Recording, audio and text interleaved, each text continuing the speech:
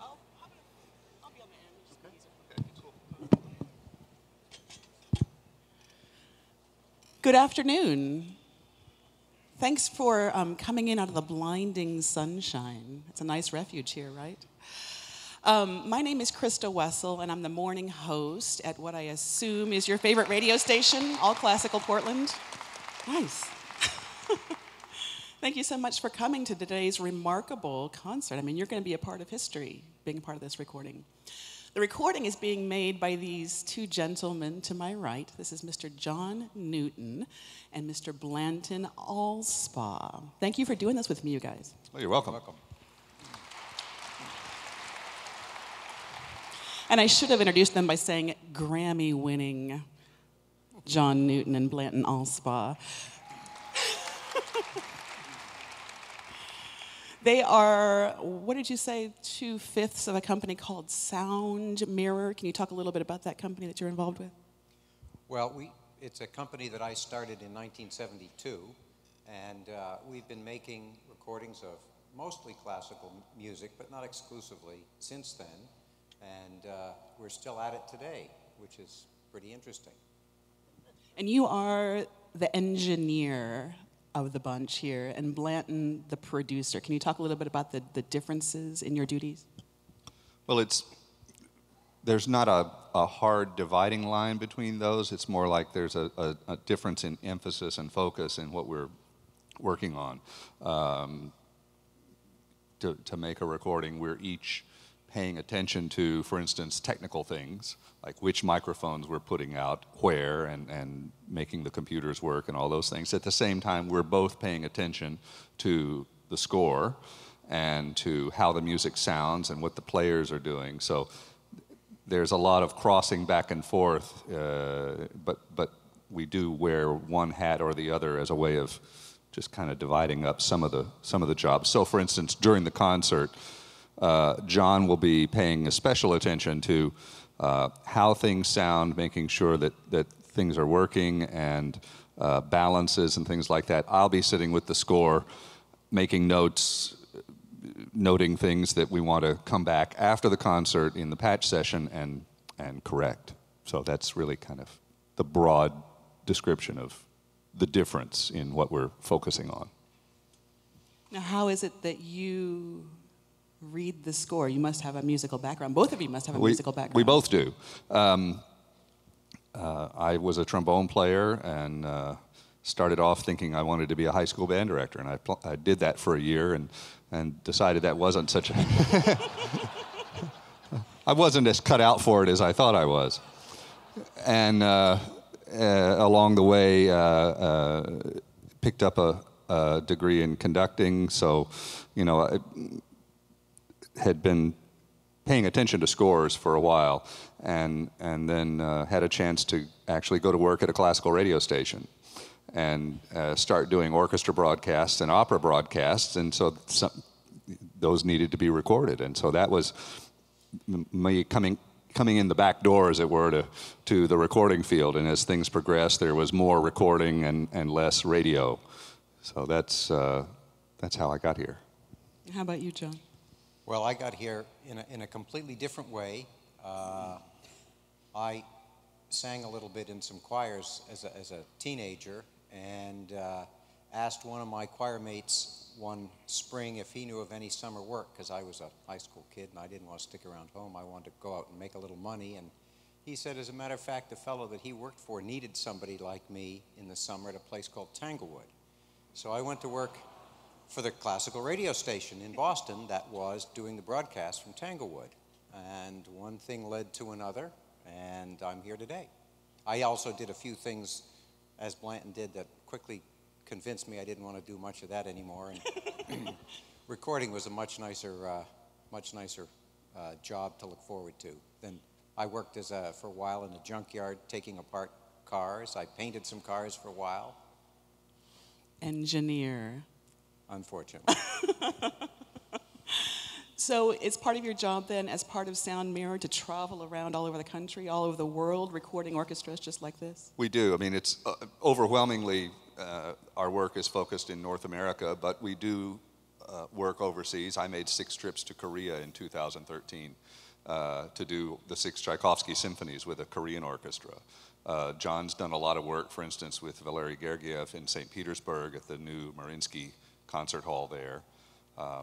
We've done Hong Kong and I think some South America. You've done some things in Mexico. And we go where the music is for the most part. And after you do this project here with the Oregon Symphony, where are you off to?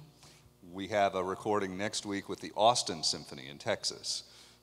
John has a quick stop in Las Vegas at the Consumer Electronics Show, where there's a presentation or a special session about high-resolution audio, and he's going to be one of the experts on that panel.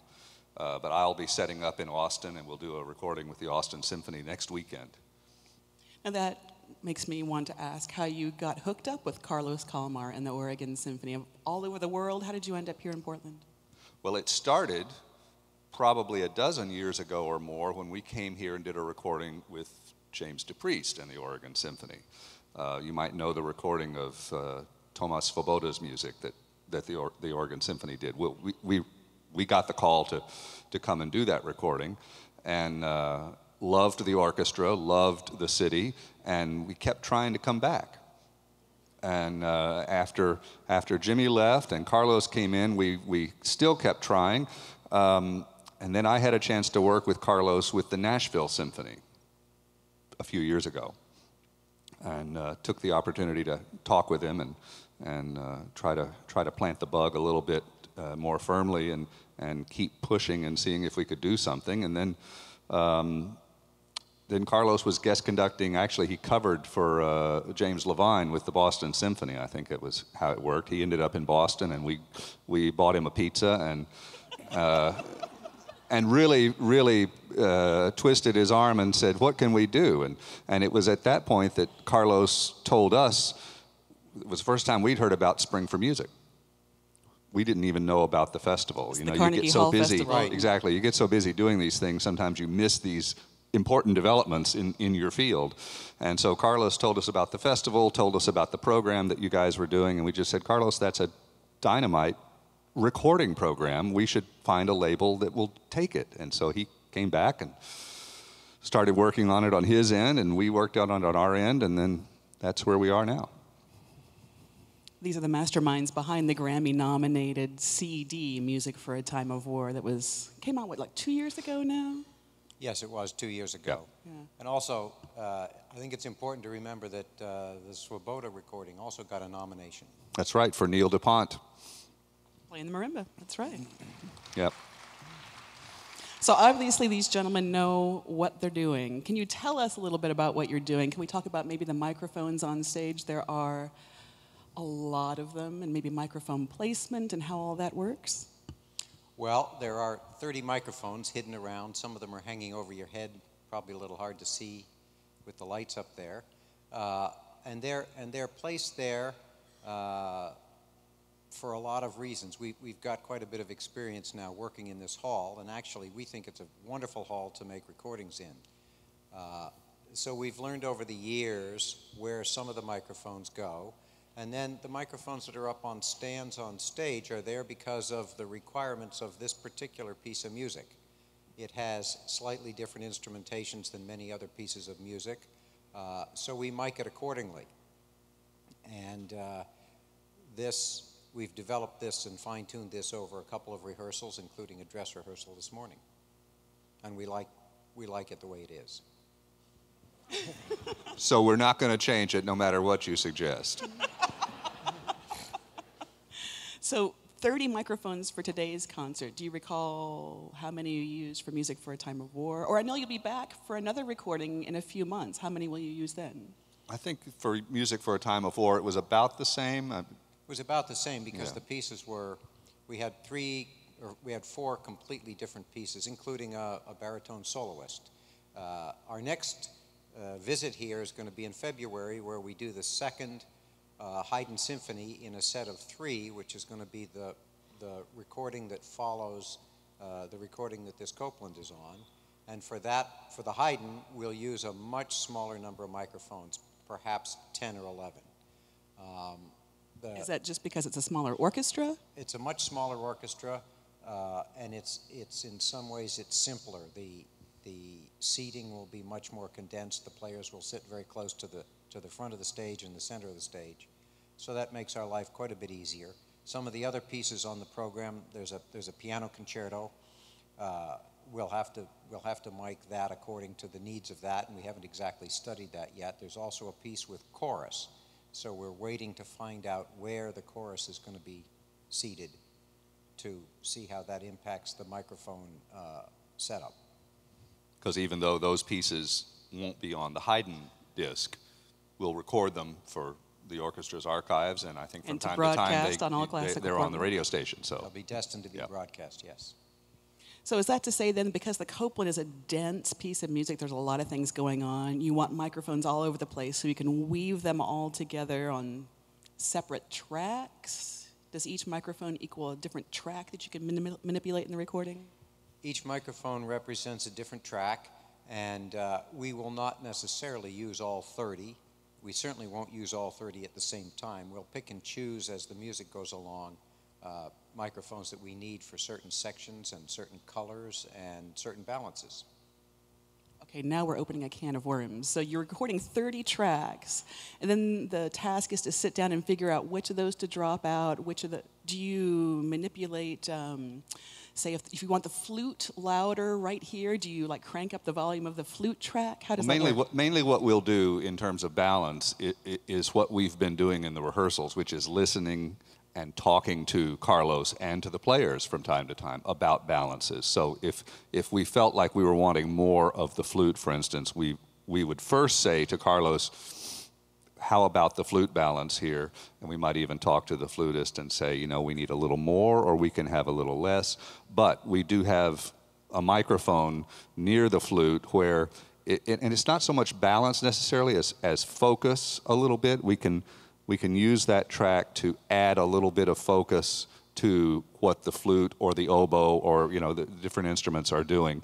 So it's not really making it louder or softer. It's just sort of a slight zoom, a little bit. It's in many ways it's a better way to hear. We like to think it's a better way to hear a piece than even sitting in a great hall. It ought to be. The balance actually is primarily made by Carlos. And it's our job not to create a different balance, but to honor his balance. And you can think of it more as a movie or a theater with a lot of lights. There's a main set of lights that lights the stage, and then there are lights that are adjusted for color and effect and emotion at times. And actually, in projects that we do here, the main balance is created by the 5 microphones that you can see hanging right over the lip of the stage. Those 5 microphones produce about 98% of what you'll hear in the finished recording. Yeah, and the lighting analogy is actually a better analogy than even a focus analogy. It's a much better way to think of it. It's just a little extra spotlight from time to time on something. You mentioned that you love recording in this hall. Would you prefer recording in a hall or in a studio, a recording studio? Well, the orchestra won't fit in a typical recording studio, nor does a typical recording studio have the acoustic conditions that this music was written for. The music you're hearing today was written by Aaron Copland to be played in a facility very similar to this, and it works best when you have an acoustic like this. So you can't really take orchestral music very far away from a concert hall. You can put it in a church, you can put it into different size halls, but fundamentally the music needs the support of the hall, just like it needs the support of the audience. Yeah, that's going to be my next question. Wouldn't it be Aren't easier? we working well together? Wouldn't it be easier to not risk having all of these people cough and have candy wrappers and? None of them are going to cough. I can tell right now. Yeah. So the question is, it's a very healthy audience. Do we need the audience for this recording? Well, in most cases, the music needs the audience because there's very much of a feedback going on. Even if you listen absolutely silently, that conveys a powerful message to the orchestra and the conductor. And among other things, I think, I don't know how many of you were here and heard the concerts of Music for a Time of War, but that's a memorable set of concerts because the audience was unusually quiet, due in principle to the fact that I think the music demanded it, and it also sent a tremendous message to the stage. That performance couldn't have happened in an empty concert hall. So there's a trade-off. We hope there's not too many coughs and not too many cell phones forget to be turned off, but I think the audience is a critical part of it in most pieces of music. So if there is a burst of coughing or cell phones go off, what's to be done on your end? Well, after the concert's over, we'll take about a 20-minute break. We'll let the audience leave the hall, and then we're going to bring the orchestra back on stage and have a patch session. That's one of the reasons I'll be following in the score and making some notes about things that might need to be improved from the concert. And one of the reasons for having a patch session is if there's a noise or a cell phone or something like that, we'll put that on the list and we'll come in here and we'll say, all right, we got to start at rehearsal number 13 and go to 14. You played it beautifully, but there was a noise. So we'll record that again, and then in editing I'll drop that in as needed. And the noises don't always, a disruptive noise doesn't always come from inside the hall. A fire truck could go by. This morning during rehearsal, the church bells were ringing. All of those kinds of things are problems that we have to work around. So that patch session will last, well, I guess you can't 1 hour. 1 hour. And it could be for any number of reasons, coughing, cell phones, Carlos throws any of those tongue. things. Carlos will have a list of things he would like to improve. Some of the players will have some things in mind, and so there's an opportunity for all of us to say, we'd like another shot at this, and we'll work our way through that list. I'm glad you brought up the musicians. Do they frequently come up and listen Absolutely. to the recordings? After each of our rehearsals, we've had an opportunity to play back the rehearsal. The musicians will come up with their parts, sit there and listen, talk with us, and we'll discuss what needs to be worked on or what's already working well. You know, sometimes there can be some uncertainty on the stage whether something's really successful or not. And sometimes that's a suspicion that, in fact, it's not working very well, and so we can say, all right, we got to fix that. And in other cases, they listen to it and they say, actually, that's better than I thought it was. So I'll worry about something else. And how hard is it then to make sure that, say, the tempos that you record in the patch session match what just happened in the concert? Well, it's not hard, but it is something we have to pay attention to.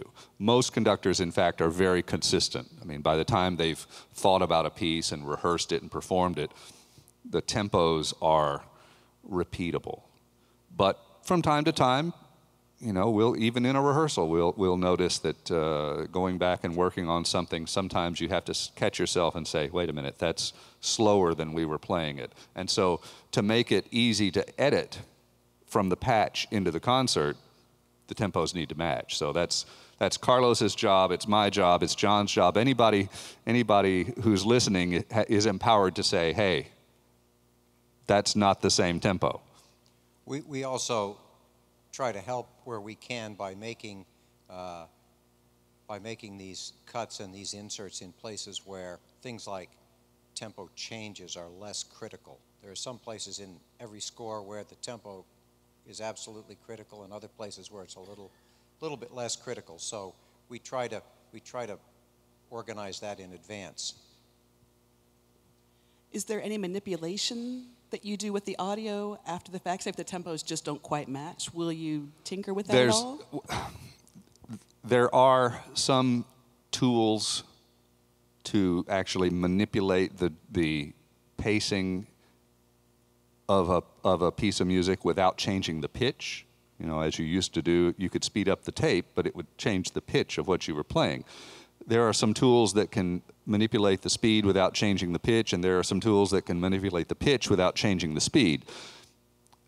We actually don't find that those tools are very useful to us because they create artifacts that are less attractive than the problems we're trying to fix in many cases. So really what we try to do is simply make sure that tempos are consistent, and when we need an edit, we like to get a little bit more of the music on either side of what we're trying to fix so that we can pick a good place to make the cuts. Is it overstating things to say that you're principally concerned with making sure you capture the best performance by this orchestra so you don't have to do those things? Well, what we're trying to do, yes, that's broadly speaking what we're trying to do. We're trying to create an atmosphere where we're the only ones who are thinking about the microphones and the technology and all that. Everybody else is thinking about the music. And we capture it and make sure then that it gets to the audience on that shiny thing that they buy. The very best tools for fixing those kinds of things actually is the orchestra. The technical tools are not as good as the players on stage, and it'll probably always be that way.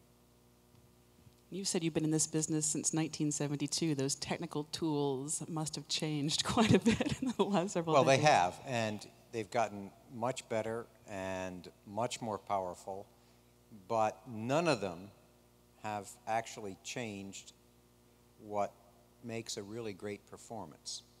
You can polish things a little tiny bit, but you can't turn something that isn't very good into something that's really good, and you certainly can't make a great performance with technical tricks. There are not that many outstanding recordings of Copland's Third Symphony. I've heard a lot of the musicians say they are striving to make one of the definitive recordings. I think that's what everybody here is aiming for. There are some great recordings of the Copland Third, but I think there's every reason for us to think that what we're working on today is trying to top what's been done to date. You know, neither of us is responsible for playing a single note, which is a good thing. But I think everybody, that's the focus, is to create a rendering of that score that will knock people's socks off. And that's also the purpose, I think, of each and every concert here, is to try to convey something that's as good as or better than what else is out there, because so much of what's been done in the past is available to be listened to. It gives a good opportunity for every orchestra and conductor to take that as a kind of a bar and try to stay above it and go above it. And we find that happens here regularly. There's no reason for any orchestra to make a recording of a piece that's almost as good as the other recordings out there. It costs too much money, it's too hard, it takes too much time. There's no reason to do it. If you're going to make a recording, you're aiming to make something really great, and that's, you know, one of the reasons we really love coming here. Now, you mentioned during the recording, Blanton, you'll be sitting with the score, following along, making notes. You'll probably be right by his side. But I want you to talk about where exactly you will be in this building. Up there? Back there. What, 2-3 floors up behind the stage? We're up 3 floors behind the stage on that side. And we have a little TV camera so we can watch. Huh. Watching the orchestra? Watching Carlos? Watching Carlos mostly, but it gives us a general idea of what's happening in the overall time picture. If we hear a big noise, we can look out and see whether people are running away or whatever happened. I mean, being able to watch and see is a big part of knowing exactly what's going on at all times. I mean, the expression on Carlos's face tells us a lot. And I'd like to know a little bit of nerdy stuff about the microphones specifically. Do you have different microphones in the trumpet section than you do in the violin section? And are they adjusted up or down according to how the instrument makes those sounds? We do. We have probably 15 or 18 different models of microphones in different places. And they're all, each microphone is positioned according to what it needs to be doing in the overall picture. So the microphones that are basically above my head along the edge of the stage have been hung at a height and actually aimed at a part of the stage to convey the basic picture of what the orchestra's doing. The microphones that are out over your heads way high up in the air are actually pointed up at the back corners of the hall because we want to hear what the hall is doing somewhat independently of what's happening on stage. And then each section or instrument in the orchestra has got one microphone or a couple of microphones in it or near it that allow us to listen to that section and find the colors and the features that we want in that section or with that instrument. Sometimes we use a couple of microphones on a section or an instrument. Sometimes we just use one. But they're frequently different models and shapes and colors, and they've been chosen over the years. And when we come to this hall, we have a list of microphones that we know works well. When we go to Pittsburgh or Boston, we have a different list, slightly different list, which we know works well there. If we are up against a brass section in another town that we know has a certain character and color and sound, we probably have a set of microphones that we like to use for that brass section or that woodwind section or string section. And I had mentioned coming into this, at the top of this chat, that you guys were Grammy Award-winning producers and engineers. Can you count amongst your company, how many of those awards you think you have? Well, the projects that we have been involved in, going back to the 70s, those projects have garnered about 80 nominations and probably 50 Grammy Awards.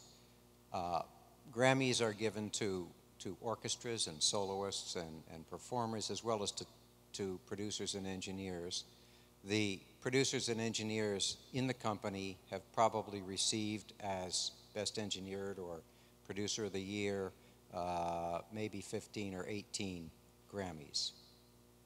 You pointed at Blanton. He got Producer of the Year last year. He did. 2 years ago? Correct. Yes. Last year. Last February. Yes. Congratulations. Thank you. Thank you. And thanks. And actually, John and several of our engineer colleagues at Sound Mirror have won the Best Engineered Classical Recording Grammy last year, and in fact, 3 of the last 4, something like that. Yeah, we're on a roll. Yeah.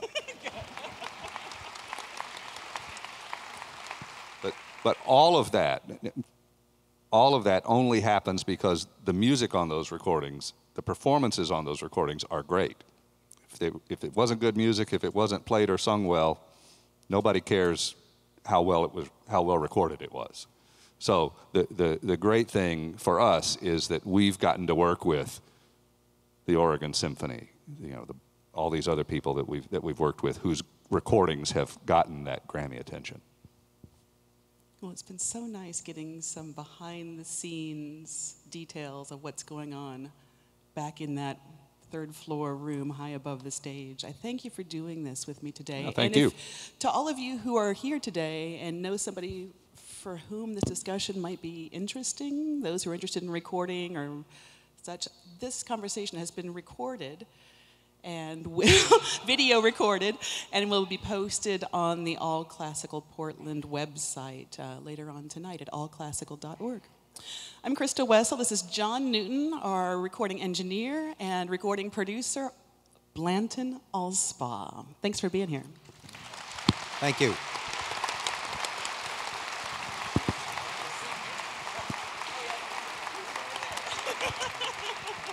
Minutes, if you would like to approach the geniuses here. Just come up casually. Geniuses here. Yes, you have a question. Is there a coupling with the Copland for another piece? Yes. There. Oh, sorry. they said it will be something going to be on the CD, basically. Yeah, what's the coupling for the Copland Third is going to be the Piston Incredible Flutist Suite that was recorded last spring, as well as the George Antheil Jazz Symphony that was recorded last spring. So those 3 pieces will be on the disc.